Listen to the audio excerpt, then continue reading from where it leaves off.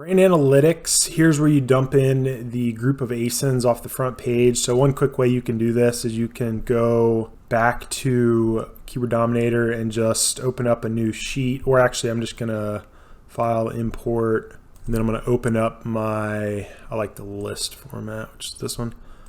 I'm gonna open up the helium-10 X-ray here, and I'm just gonna insert a new sheet. I'm just going to grab all the ASINs off the whatever top 60 I think it was, or maybe I removed the sponsored listings, but that's more than enough. So I'll go ahead and just grab the sponsored ones as well. I don't think it really matters. All right, and then I'm going to plug those in here. And then you're going to pick your reporting range. Usually you get more keywords, I think, if you do it over a wider range. You have to experiment a bit with it, but I'm going to go and do quarterly. And that's fine.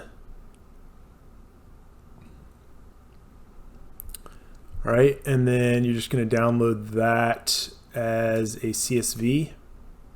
All right, and this is an Amazon report, so it goes in the Amazon folder, and that's code for this one is going to be capital BA for Brand Analytics. Hit save.